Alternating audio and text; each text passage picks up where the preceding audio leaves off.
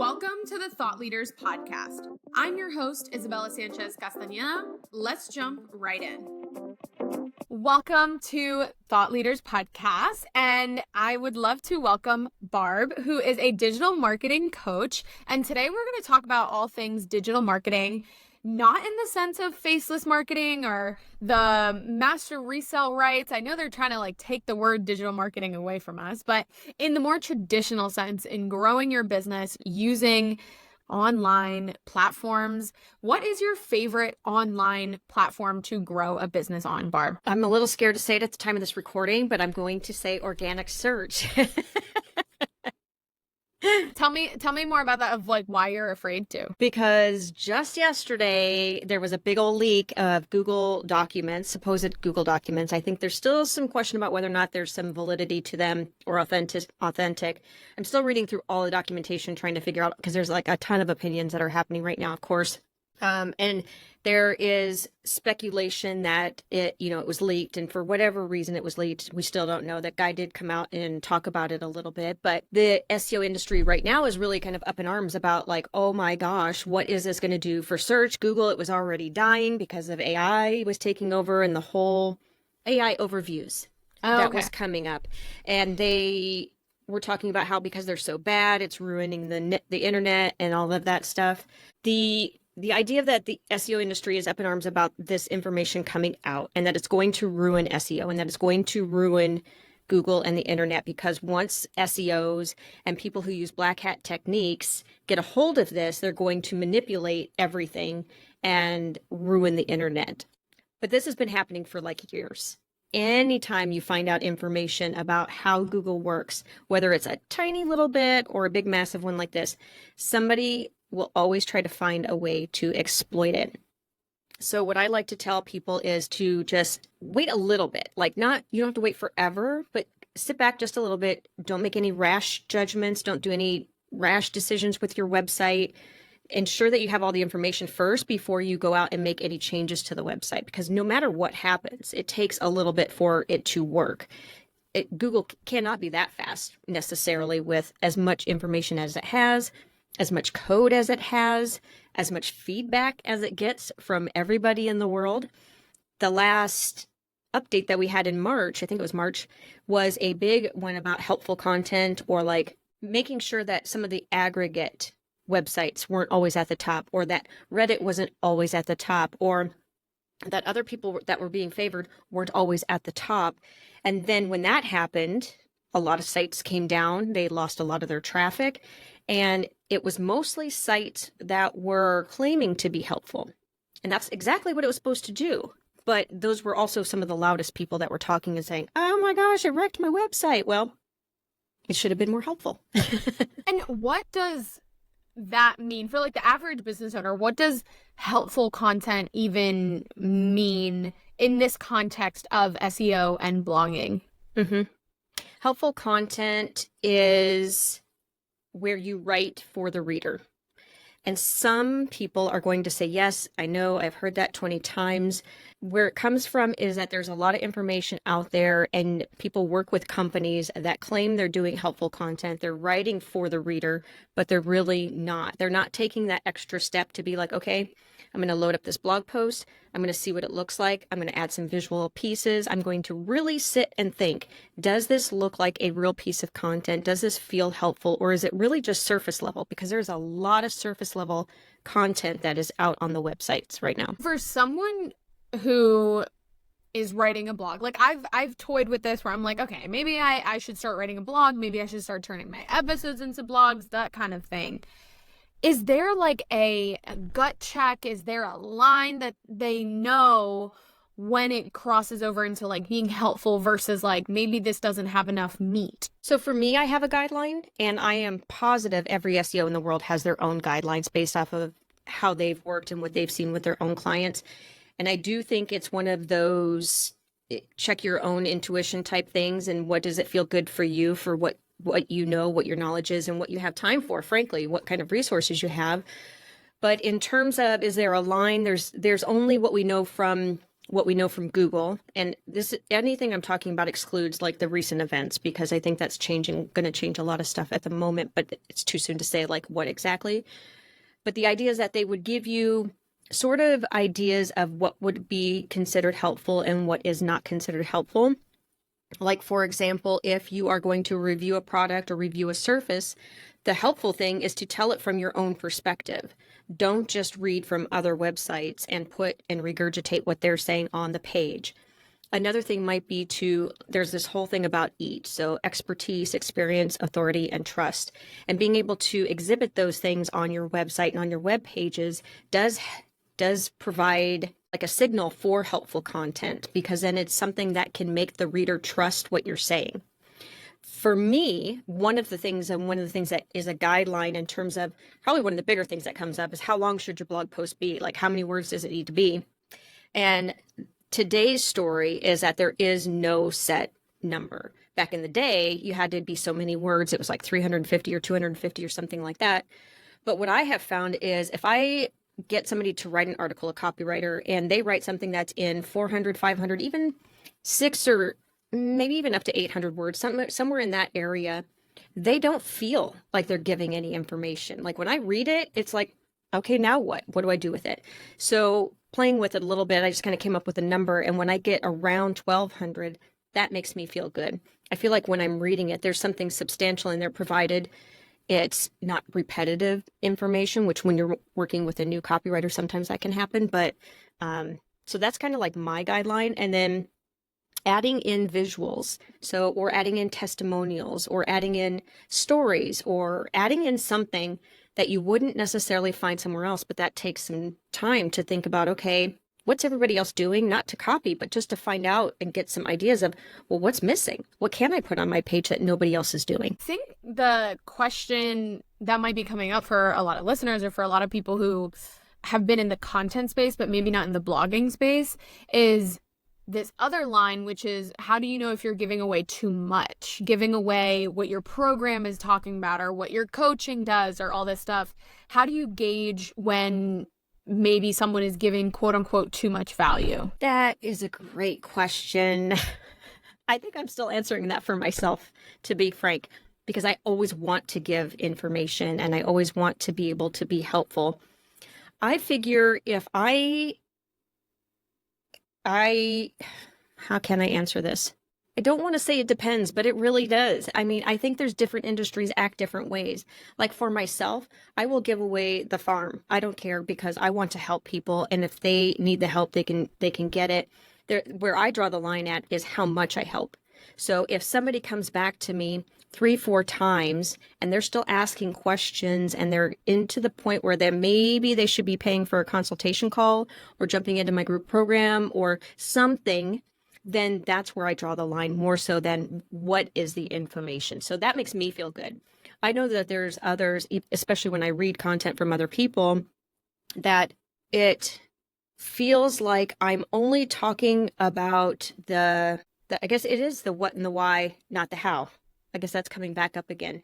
I do approach it, I think, differently. I think most people, now that I'm thinking about it again, the what and the why they give away, but they don't tell the how.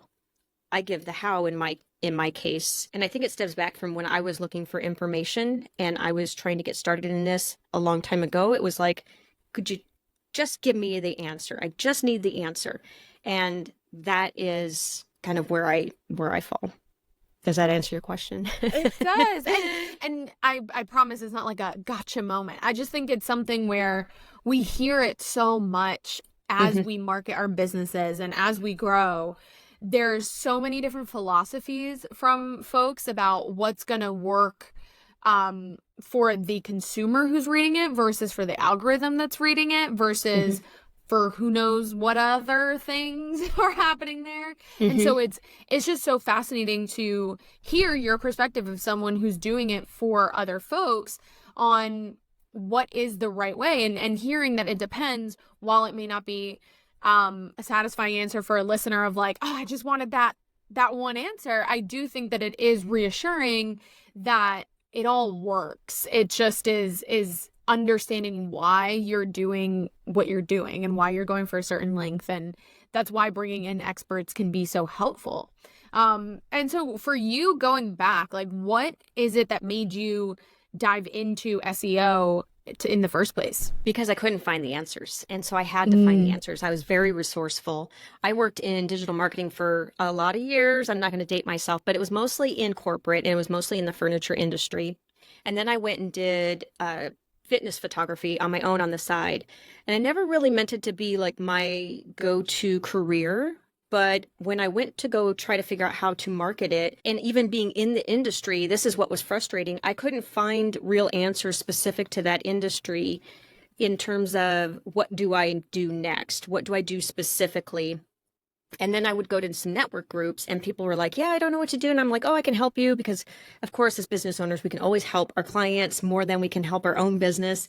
So I started working with other photographers, and then that sort of correlated into wanting to work anytime, anywhere, and being able to just do my business anytime. So I opened up the business to help photographers, and that's kind of what started this. Like, I was so frustrated with not being able to get answers or find them, or actually just even going into Google itself and trying to find the answers.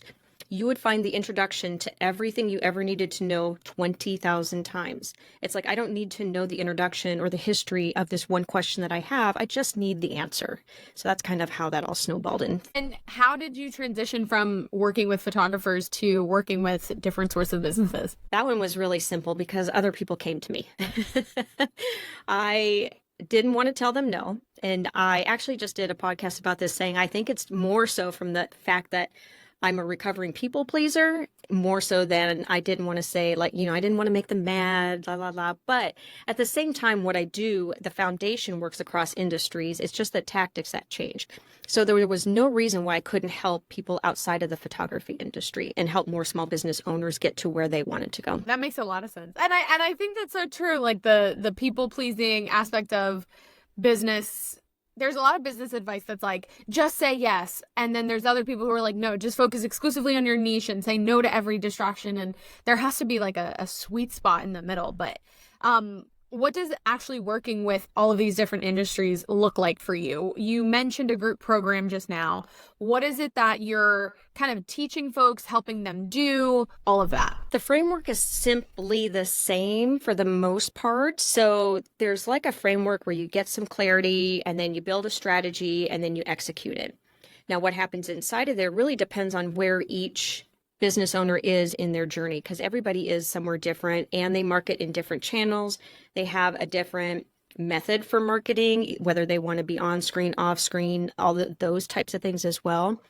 And even the personality or the brand in how it goes out to the different channels makes a difference. But those three things are like the basics for everybody. Like if you don't have clarity on who you're serving, where you're at and how you want to do it and what you want to share, then that makes it very difficult to build the strategy effectively and then be able to execute it. So everybody just follows that.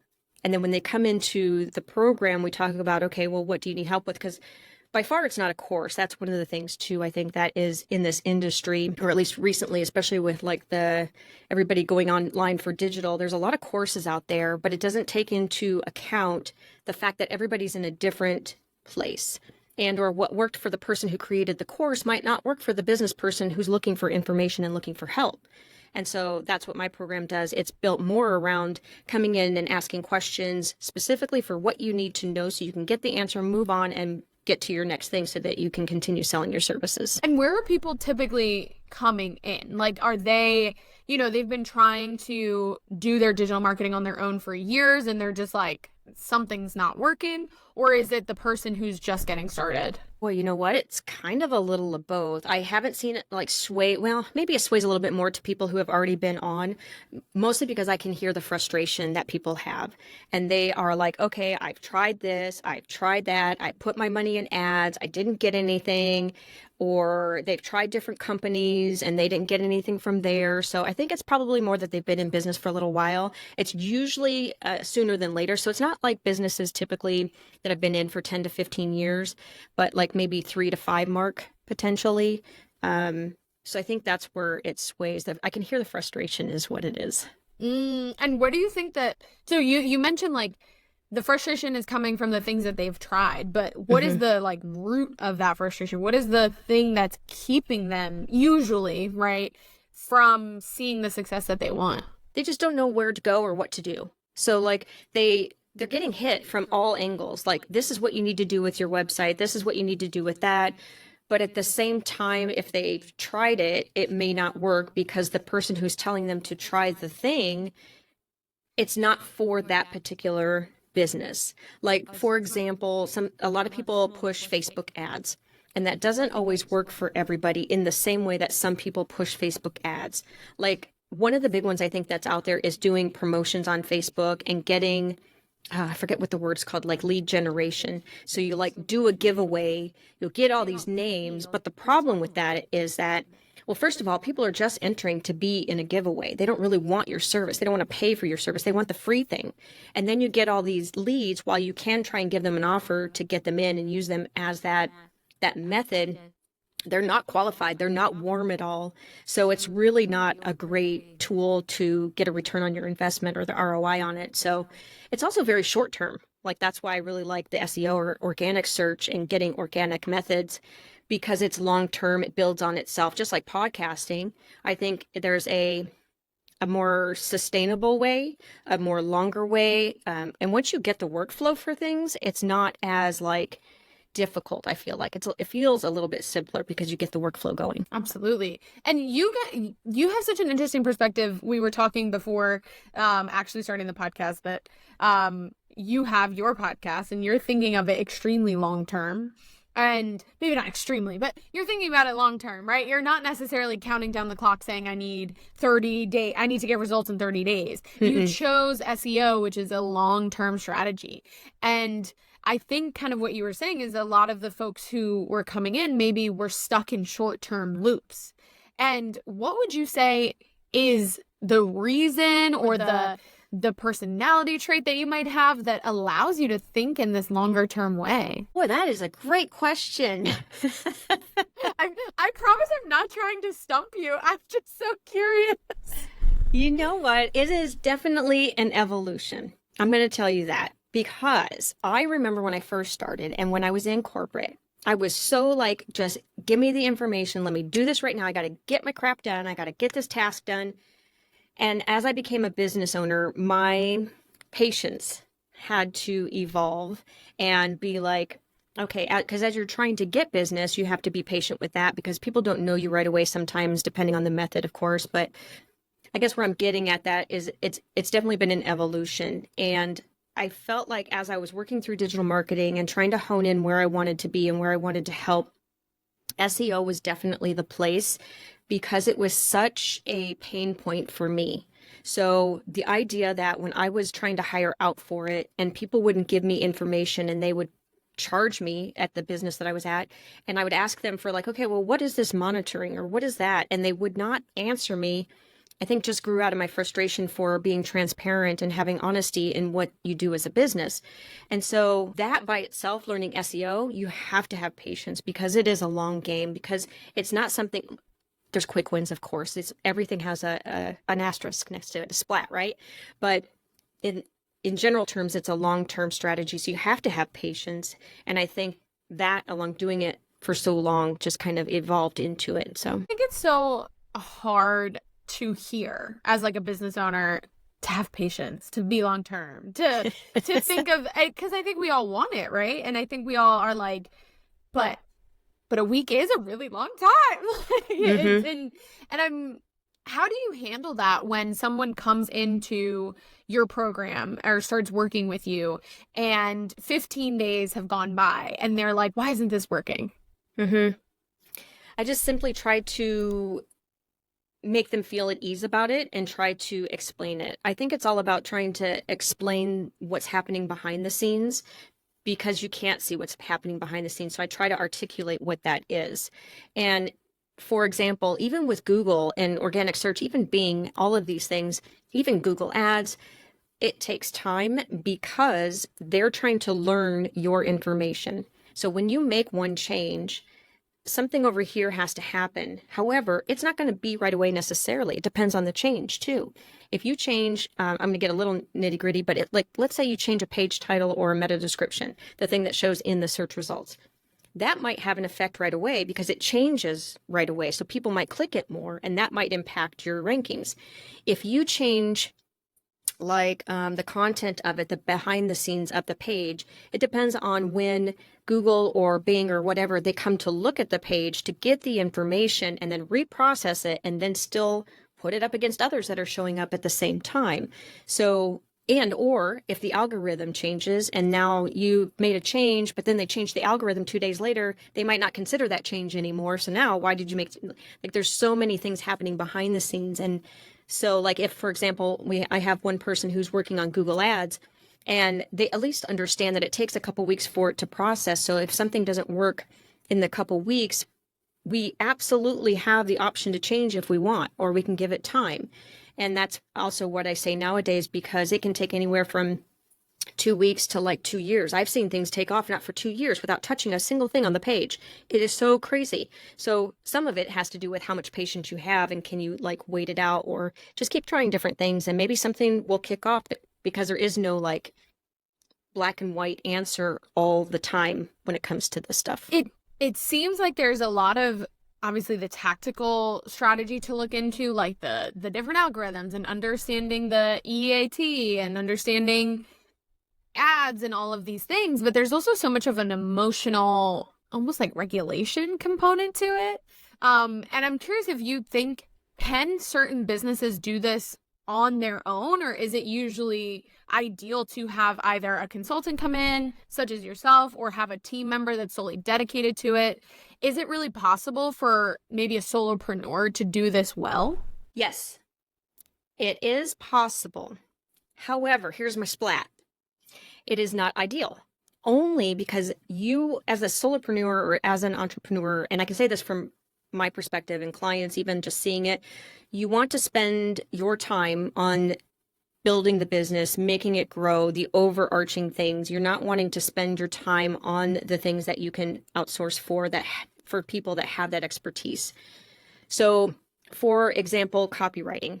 I hate it. I can't say I don't like it. I like it a lot. I'm not very good at it, and I'm working on that just so that I can have the knowledge. I like being resourceful like that.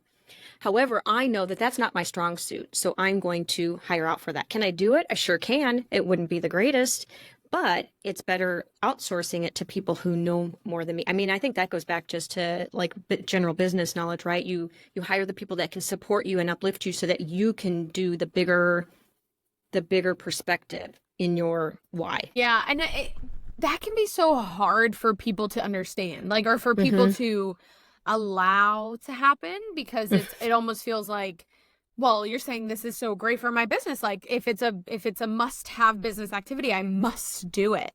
And there's this perspective around outsourcing the things that you're not good at that I think is really hard for people, especially in terms of marketing. And so I know we've been focused a lot on SEO, but you mentioned that there's also different components where you talk about do you want to do video? Do you want to show your face, or do you not? Is it a trend that you're seeing across all marketing for people to have this resistance to letting it go? I don't know about letting it go, but I do think that there's a resistance to showing up in terms of marketing yourself or doing the tasks. And I don't know if it's because of my own journey that I've been going through, or it's just prevalent for some reason across everything that's happening. But there's a lot of, I think, people have great ideas for their businesses and they want to do all these things, but they can't do them all. And so it's almost like overwhelm has taken over. But it's also possible not only that there's overwhelm in that, okay, well, I don't know what to do next, because that overwhelm was just, what is the saying? It's a whole bunch of tasks without priority. So if you have priority, it doesn't feel so overwhelming.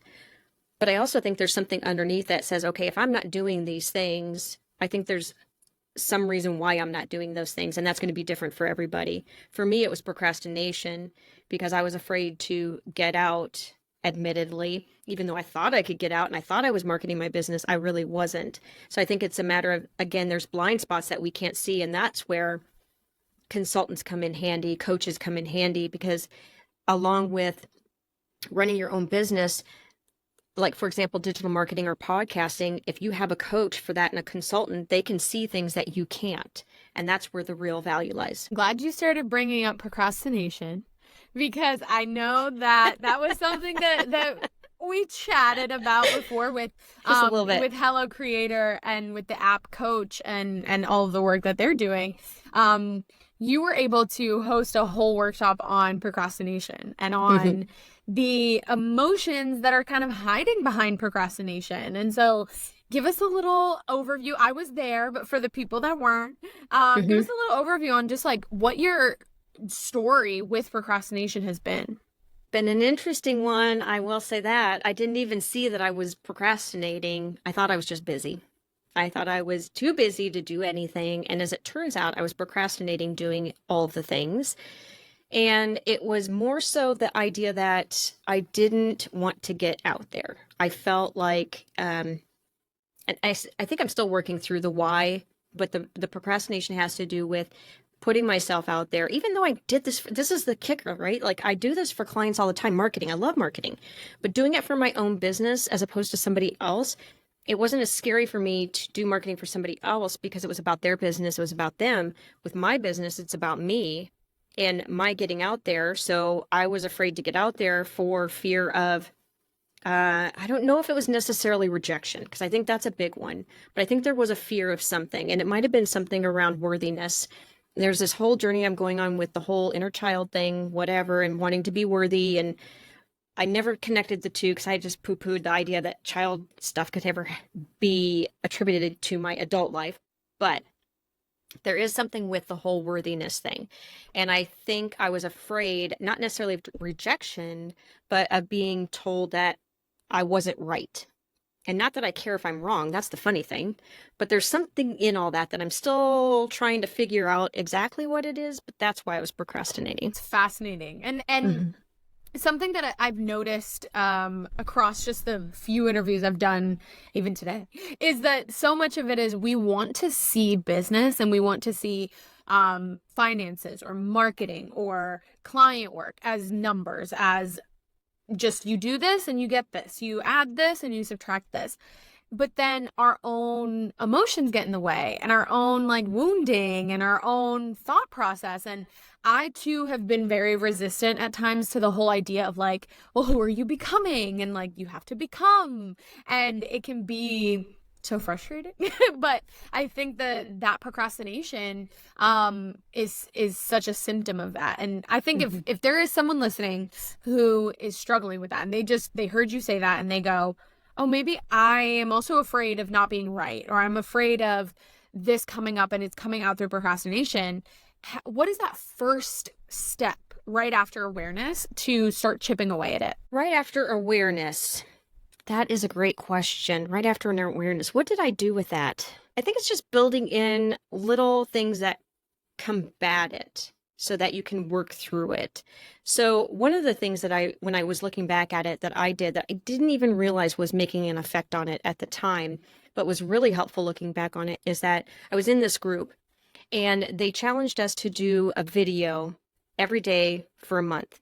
And it was simply to come into the group with no agenda, just talk either about your day or something that happened at work, anything, just to show your face on the video. And I found myself like, oh yeah, I can do that, no problem. And then I wasn't. And I was like, why am I not doing that? So I had to force myself, and I did. And I always said to myself, well, I can do it if I want to. But I wasn't. And I was like, oh my gosh. So it's even more about not just being aware, but like being really aware. There's like stuff under the thing that even if you're aware, there might be something else. So go through something that you're procrastinating with for some reason, and like really pay attention to what you're thinking at each step of the way. Even if you think like that portion, like I said, oh, I could do it if I wanted to, but I wasn't. So what the heck? So being aware, but being minutely aware about it, or like very specific, and then working through that and write it down even. I think that's even helpful to like put it out there and get really clear on it. Like when you write it, it feels different than just thinking it. Yeah. And I was having this conversation with a friend of like, when does awareness, like I really appreciate that we're tying awareness to action, because sometimes we all know, we all have a friend who's like, I'm aware that that's why I'm doing it. I'm aware that it's this thing from my childhood, and I'm aware that I'm doing this behavior, and I'm aware and I'm aware and I'm aware. And we're all looking at that friend like, okay, you got so much awareness. What do we do? What are we doing with the awareness? And so what is, I feel like I keep asking you about lines. Maybe it's just like trying to decipher, when do we need to cross over into one area versus the other? And it's like, when is there enough awareness to move into action? Love that question, because yes, we do have those friends. I was that friend. I have friends that do that, and I got disgusted with myself because I kept saying, I know, I this and that, whatever. And the people that say it over again, you hear, oh, they want to do this, or you hear it all the time. People say, oh, I want to work out every January, and they do it every year, and it keeps coming up. So the line is, at what point do you feel, I'll say what the line was for me, and then I'll give something else on that. When I got so disgusted of hearing it from myself, when I kept hearing myself saying the same thing over and over, and I don't know what that number was, but one day I thought, this is disgusting. I don't want to be that person anymore. And it was so, like, you could feel it inside, and you could be like, it's just going to change. There is like something that, it's not just a saying, like, you're not just going to say you're going to change. You can actually feel that you're going to, because you're so disgusted with yourself that there's a quote for this one, that the pain of change outweighs the pain of staying the same. And I don't know who said it, but it is a good one, because that is one of my most favorite quotes, because it's very true. And I think if somebody takes a look at, okay, how many times have they said it? And if you like write it down or think about how many times you say it, and at some point you're like, oh, I've said this 10 times, give yourself a number or something, just some marker, so that you can start to see it, and then see if that like triggers anything. And then at some point in the back of your head, in your subconscious, it's going to be like, yep, we're done. We're ready to go on. We're ready to do this thing of who you actually want to be, or who you are, but just aren't showing it. One of the two. Yeah. And another quote is the whole, the definition of insanity is doing the same thing over and over and expecting a different result. And I think it's, I've been that friend as well, right? I'm not, casting stones on anyone. I think we all have that moment where we're like, saying that again? I just complained about that same thing again, or I Googled the same thing, right? Tying it back to where we started. Like, I'm looking for another answer rather than implementing the answers I did find, or I'm jumping from one strategy to the next. And whether it's through procrastination, whether it's through, productive procrastination of Googling everything, sometimes it just takes that moment of being super fed up. And part of that, I think, has to do with what I've been reading and learning from people, is just because the brain doesn't want to change. It's a very difficult thing to do because it's familiar with what it does every day. And if you try to change it, good or bad, it's like, whoa, I don't think so. And so you really have to work at making the change that you want, good or bad. And it takes very conscious effort to see that that's happening. So if you see something happening and you truly want to change it, then you say, oh, I see that happening. Nope, I've already got my what to do if that happens. So that, like, for example, I'm addicted to Schitt's Creek. I can't stop watching the stupid show. It's so good. But every time I turn that on, I think, do I actually want to watch this? And if I don't, then I can go do whatever. And I can't remember now because I've been back onto watching it again. But the idea is to have something ready to go to do instead, so you could literally change at the drop of a dime. So you're like tricking your brain or making it happen real fast. So it could be like, oh, I'm going to do 10 jumping jacks just to get off of there. And so it's catching that thought, doing something else so that you can consciously move to the next step. And there we have, again, that coupling of awareness with action. And I think you've brought us a lot of great awareness in terms of this, in terms of procrastination, also awareness in terms of what we should and shouldn't be doing with our SEO and everything that Google is doing. But tell us, how can people find you? Can people work with you on these different topics? What's the best way to connect? The best way to connect is simply to go to compassdigitalstrategies.com or find me on Instagram with the same name. Amazing. Thank you so much for joining me today, for sharing. Thank you. Thank you for having me. I really appreciate it.